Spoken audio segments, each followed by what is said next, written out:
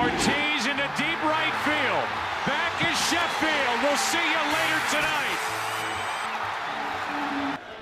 Meek deals. Base hit to right field. Here comes Richardson. Here's the throw from Markakis. Richardson is safe. Derek Jeter ends his final game with a walk-off single. 1-1 for Tyson. Batista with a drive. Deep left field. No doubt about it. Hey everybody, welcome to another episode of the Chasing 2 podcast. I'm Blake Frazier alongside Dylan Smith. And before we kick things off again, just like we do at the start of every episode, just letting listeners know that we have launched our website. We post all our articles on there. We post our YouTube videos on there. Each episode is on the website. And we're looking for writers to join our team. And you can go on the website. There's a little link called Join Our Team. Fill out your email address, your name, a little bit about yourself, and we'd like to have you. But Dylan, just to let everyone know kind of what we do on that website. Yeah, we follow baseball and we post our articles, and then all of our videos are on there. We're going to start doing some merch, trying to get that kicked off the ground. But other than that, just if you want to join the team, go ahead and hit the link. Yeah, so we'll kick things off here, Dylan. It was announced today that the bubble is going to be official for the playoffs, and that's a pretty cool. It's a big step in assuring that the MLB playoffs will be played this year. And we'll just give you some information. Obviously, there's going to be a wild card series, the best of three, and the highest seed will get the home ballpark. That's obviously been well known throughout the year, but it was announced that the division series, the NL is going to be played at Globe Life Park in Arlington and Minute Maid Park in Houston. And the American League, it's going to be Dodger Stadium and Petco Park. And then the Championship Series, NL goes to Arlington, and the AL stays in Petco. And the World Series is going to be at that brand new park in Texas. What is your thoughts when you saw this news come out? And do you think it's the right move to go to those four ballparks? I think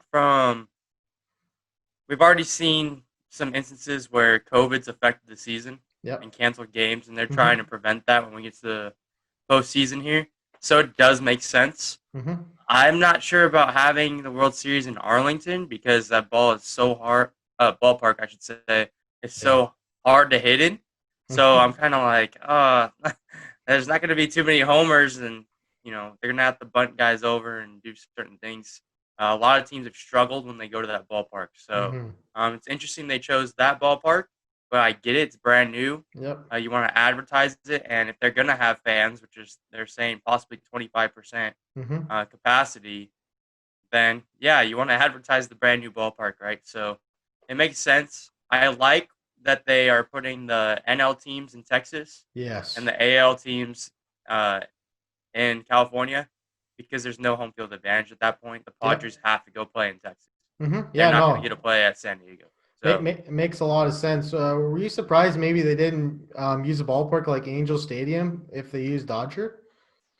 Not necessarily, because Dodger Stadium is in downtown LA. It's a bigger market. What I am surprised about is they're going to do a bubble in LA. Obviously, it's not the safest place when it comes to COVID. So that's surprising. I think Anaheim would have been more the safer spot because there's housing close to Angel Stadium. So I don't know. It makes sense though. LA is the bigger market.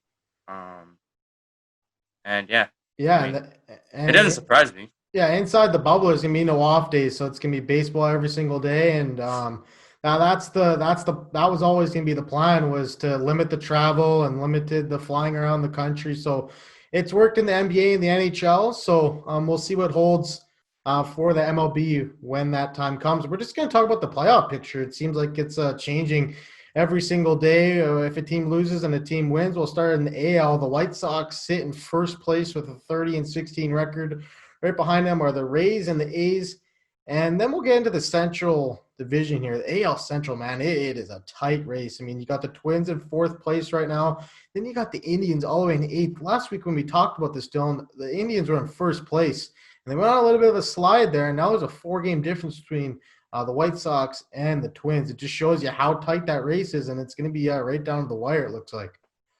Yeah, and last night, I believe it was the White Sox and Twins were playing some playoff baseball already. So it was exciting to watch. And I think this whole race is about to shape out. Indians obviously kind of falling back a little bit, but they have the pitching staff. And right now, it seems that they're going to have to face a division rival in the playoffs. I mean, the White Sox and the Indians are playing each other. If the season ended today, it could be the Twins. Say they surpass the White Sox, Twins and Indians first round.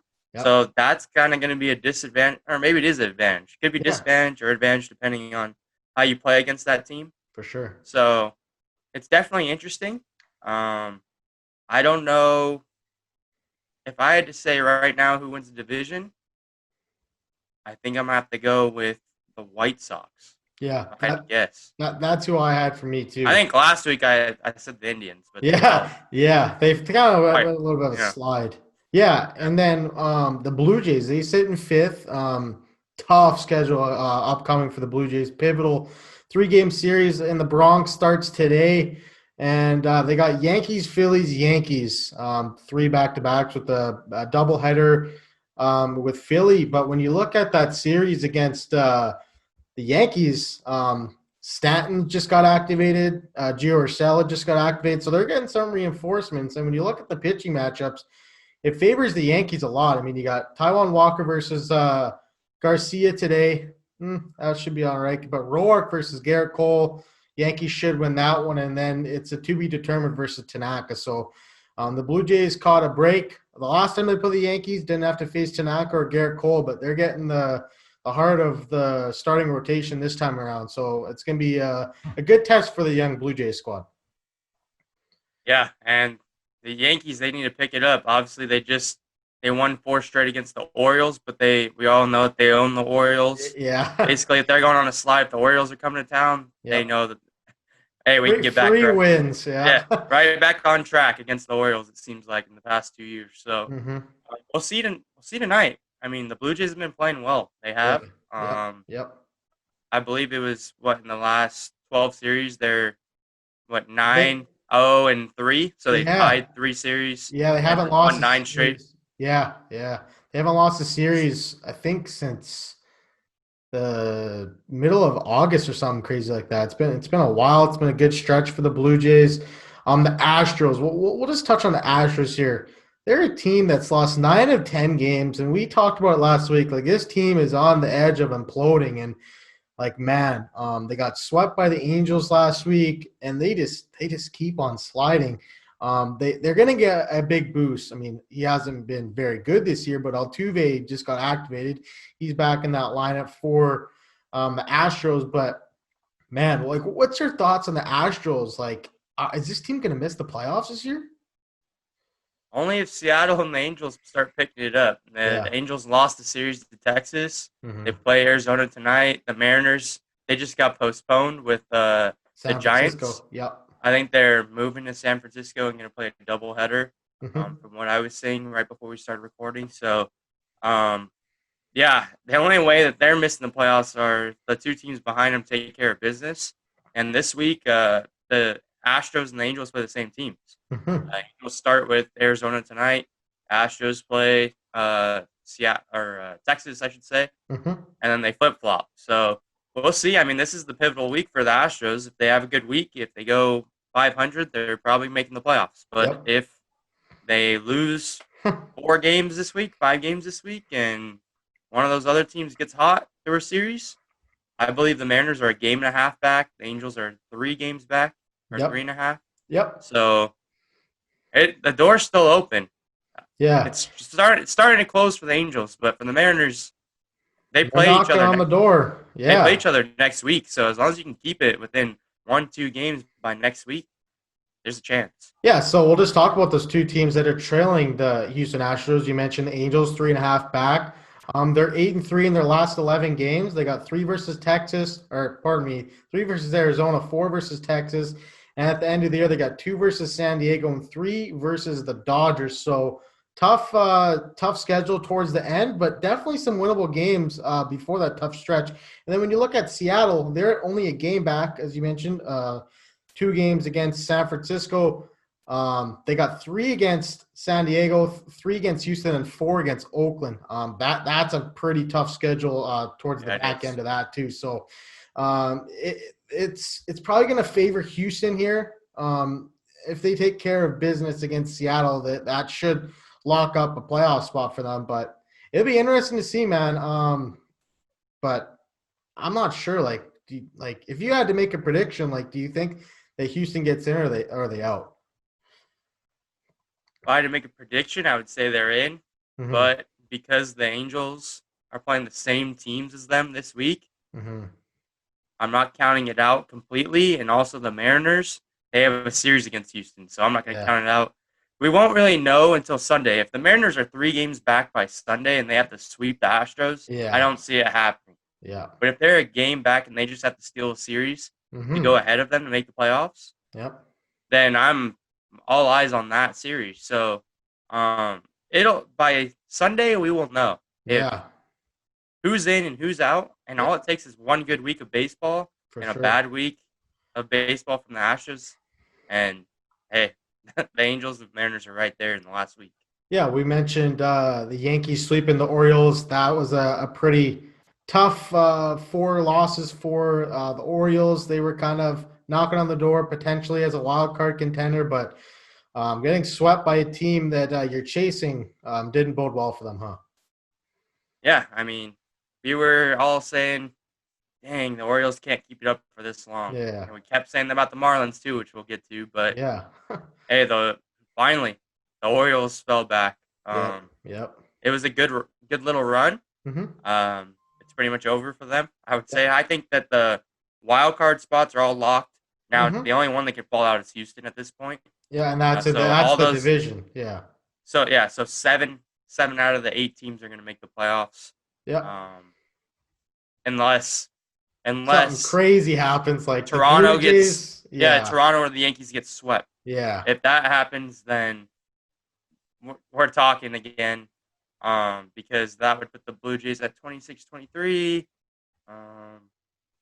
Mariners at 21 and 25. So I guess there is some. It's not set, but Mm-hmm. if they could knock down some games against the Yankees, at least take one, I would feel good about my chances. Mm-hmm. If you're the Blue Jays or a fan of the Blue Jays, so yeah, sucks for the Orioles. Obviously they're far away anyway. They weren't going to go anywhere in the playoffs unless they got an extremely magical run. So, but a good year. It was a good year for guys to build and learn and Yeah, Mount Castle. try to have a winning mentality there because Mm-hmm. they haven't had it in the last 2-3 years. So, I think it was a good growth year for those guys. Yeah, let's talk about the NL here for a second. The Dodgers, 33-15. Man, this seemed like a lock, and then here we go. Padres are in the back door, knocking on the door, trying to take that division away from the Dodgers. That massive lead is now just down to 1.5 games. What is going on with the Dodgers right now? I think they're still playing good ball. They've lost some close games. Obviously, Saturday night, they had the lead in the 9th inning. Kenley Jansen faltered and got the Astros their only 1 win in 10 games. So, Yeah. I think I think they're doing just fine. I think they'll be okay.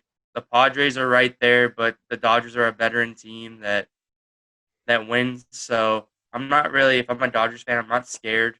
If anything, you move down to the 4th spot and you play the Marlins first round. Yeah. What? I mean, who would you rather? Who would you rather play, the Marlins or the Giants first round? Oh That's no, what it'd be right now. Marlins are pretty on a roll right now. We'll get to them in a second, but Yeah. the Dodgers are playing the Padres right now. I mean, it's a 3-game series. Game 2 goes tonight. Game 1, a nice statement win by the Padres, 7-2 win.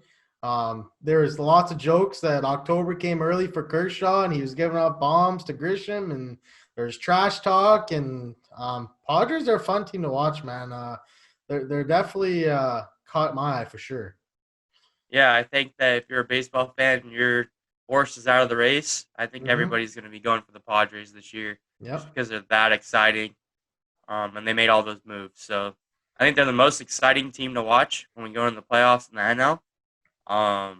And then the AL, I would have to say the White Sox are the most exciting team to watch. Yeah. I feel like they're very complementary to each other. So, Absolutely. um, yeah, we'll see if the Padres can knock them off, but you have to also take into account there's still, another week and a half of baseball that Oh yeah. things Yeah. need to shake out and happen. So I think the Dodgers will still be on top.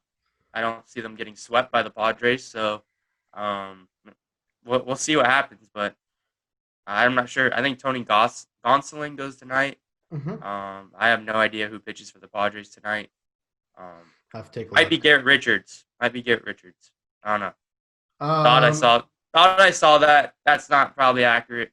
I know it's 100% not accurate. Because I don't know it for a fact. But if I had to guess, I think it's Garrett Richards. I think I saw it. So, but that's a lot of thinking. All Let's take a look. We got our right, go ahead. fancy dancy phones here. Gonsolin versus Zach Davies. Davies, that's who it Davies. was. So I think Richards might be going tomorrow.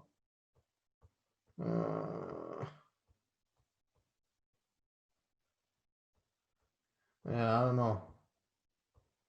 Yeah, it's Dustin May versus to be determined tomorrow. So, Okay.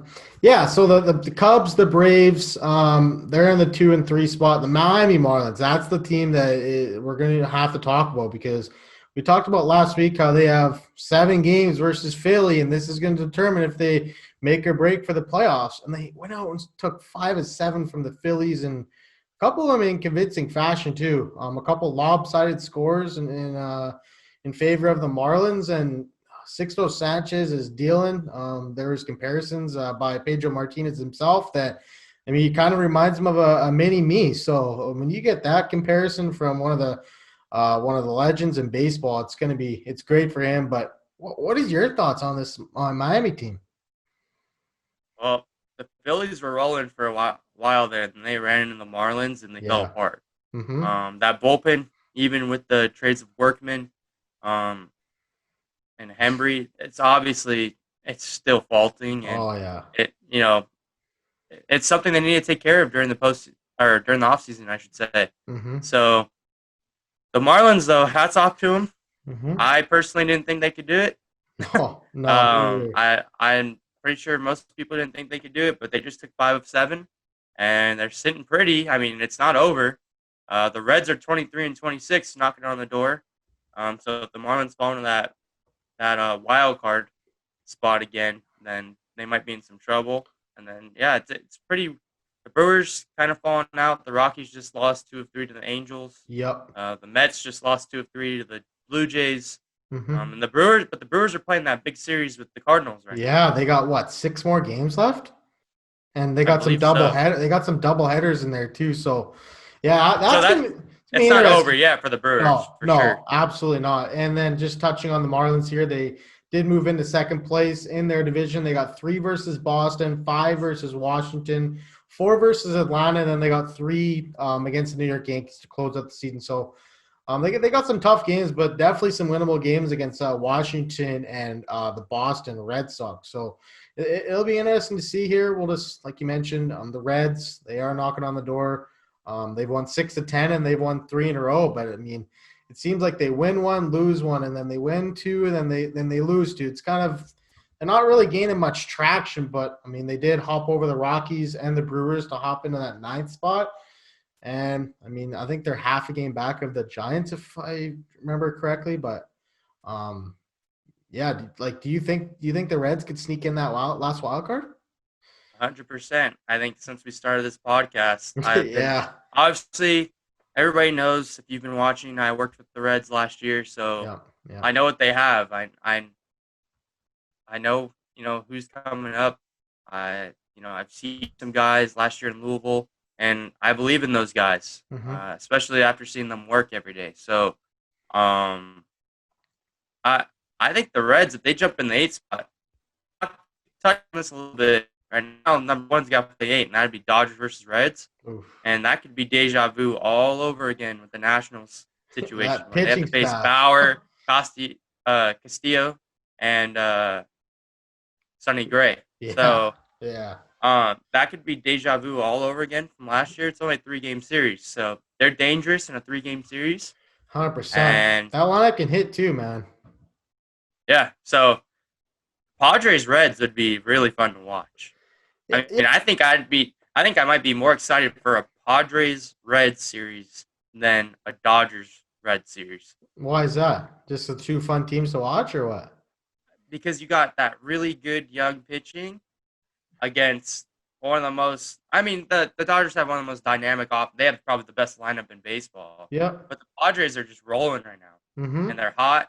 And Yep. I would just Tatis versus Bauer. That and obviously we'll get the whole Machado versus Bauer, and Bauer's always saying that Machado's his dad. And Yeah. we would get like I just feel like it would be just such an entertaining series over Yeah. the Dodgers series. I don't know why. Yeah. No, it'll be interesting to see. Like, I think the Padres could definitely make some moves. I mean, Clevenger's obviously going to be a huge piece, and if they do any damage in the postseason. But let's talk about the Oakland A's here for a second.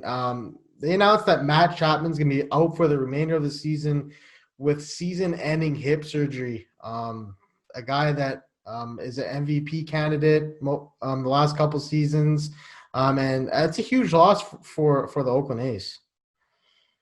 You know what, Blake? I want to get into that, but I just want to bring something up before getting into it. What's up? Imagine a Bauer Clevenger postseason game. Oh yeah, no, that would be crazy. Right when you said Clevenger, I didn't even think about that. That just adds fuel to the fire. Yeah, I'm getting excited talking about it right now. Clevenger Bauer. Well, did you see Bauer's game one? He said like, "Oh, Shane Bieber, I'm coming for you," and the strikeout leader, and like, there's like, and they're good buddies too, which is even better, right? They still support each other, and yeah, I totally forgot about that. Like, they can whoever won, they'd be they'd be trash talking. they'd always be like, I have a postseason win over you. Yeah, no, for sure. I don't know. I'm getting excited talking about it, but let's go back. Let's go back to Matt Chapman. Obviously, terrible blow for them. Yeah. But they did end up picking up Jake Lamb. That was DFA'd by Arizona. Yeah. It's definitely trying to get some magic in a bottle with him. He hasn't bounced back since all those injuries. Yeah. But he fits in there, in my opinion. So you throw him in at third base. He's going to play a little D for you. And I think it's going to be nice to get another lefty in that lineup. Now between him, La Stella, and Olsen. And then sometimes Grossman gets thrown in there. It mix and matches the team pretty well. They have Semien, Pinder's been playing well, and Lariano shape up that lineup. So, I've seen the A's all year. The A's are a very, very good team. It wouldn't surprise me if they were the number 1 seed once we get there in a week. But yeah, it sucks. Matt Chapman is definitely their star. Yeah, when you look at Jake Lamb, in 2016, 2017, he appeared in 300 games. He had 59 home runs, 196 RBI. And then from 2018 to 2020, 3-year span, he's only played in 152 games, a 224 average, 12 home runs, 62 RBI. And obviously, it's well known he's had shoulder surgery and he just hasn't been right. And this year, off to a horrible start, 5 for 43. The 116 batting average. So he's a UFA at the end of the year. This is a bat that could make, like you said, you can catch lightning in a bottle maybe, and maybe it works out for Oakland. And if it doesn't, they just DFA him. I don't know. Yeah, I mean, they have Chad Pinder, who's pretty versatile. So it's not like I said, you're gonna put him on the roster. You're gonna give him a shot. You're gonna hope that he goes off. Hope that you see something. Obviously, if the A's didn't think they could help this guy quickly and make an adjustment to him, they wouldn't have picked him up. So they've done their research. And he's a veteran, and they're a team that has a lot of young, exciting players that needs those veterans like Tommy La Stella. Usually in the past, they'll trade for a Ben Zobrist or they'll trade for a veteran type player, and Lamb and La Stella is it this year. So we'll see what happens. I feel like it's definitely a good pickup for where they're at right now, and a week away from the playoffs. So you had to, make a decision on what way you wanted to go. So they'll give him 2 weeks. If he's not ready by the postseason, they'll throw somebody else in there. It'll be a bench bat. Well, yeah, and he mentioned to me, I think it was a couple days ago, that Tommy LaSalle's defense isn't very good at third base. So you get a guy like Jake Lyman there who's plays good defense at the hot corner, and hopefully he can get his back going. But we're gonna end the episode on it. Seems like every single week we're talking about another Albert Pujols milestone. This time he ties Willie Mays, 5th all time in home runs, is 660. When you look at the list, Barry Bonds, 762, Hank Aaron, 755, Babe Ruth, 714. And the next on Pujols' climb is A-Rod at 696. My question to you, Dylan, is how far on this leaderboard does Albert Pujols climb before he retires? I think this is it. I think he will surpass Willie Mays. Obviously, he'll hit one more homer. Yep. And he'll be 5th all time. I don't see him getting A-Rod 696. Last year he hit 20 homers, I want to say off the top of my head. And obviously this isn't a full year this year, but he's already getting limited playing time. Yeah. The body's obviously tired. And it's been a great ride. And that's definitely. If he stops at 5th all time, then he stops at 5th all time. I mean, what a run. Nothing to be sad about. Even definitely. him himself, they asked him about catching A-Rod, and he said A-Rod's far away. So, yeah. So he even said he's a ways away, and he doesn't know that he'll get there. So, I mean, it is what it is. I mean, he's had a great career. He's a first ballot Hall of Famer, and he's got plenty of most RBIs and. Yeah, no. Now 5th all time in homers. What a 3,000 career! hits. The real machine. The Yankees need to cut it out with the EJ LeMahieu. Need to cut that out. Yeah, I know. I saw it. It's really tweeted every time he gets a hit. Oh, the machine. No. Come on, show Albert some respect. But I don't know. Well, hopefully he has a good little retirement tour. Yeah. Hopefully last year he can find some youth in his game. Mm-hmm. And he can have an explosive year and contribute to the team, and that would be the best way to go out for him. And I hope that happens for him. Yeah, I'll just end the show by mentioning that we're on Apple Podcasts, we're on Spotify, we're obviously on YouTube. If you're watching us right now, we appreciate you guys tuning in. Like we mentioned, we launched our website. We're looking for writers, any team. Go to our website, chasing2.com. Click the tab, join the team, fill out your name, email address, tell us a little bit about yourself, and we'd love to get you on board. We post our we post our articles on Facebook, Twitter, Instagram. So if you're looking to get some experience from the journalism aspect in sports, it's a good fit for you guys. Thanks so much for taking a listen to this.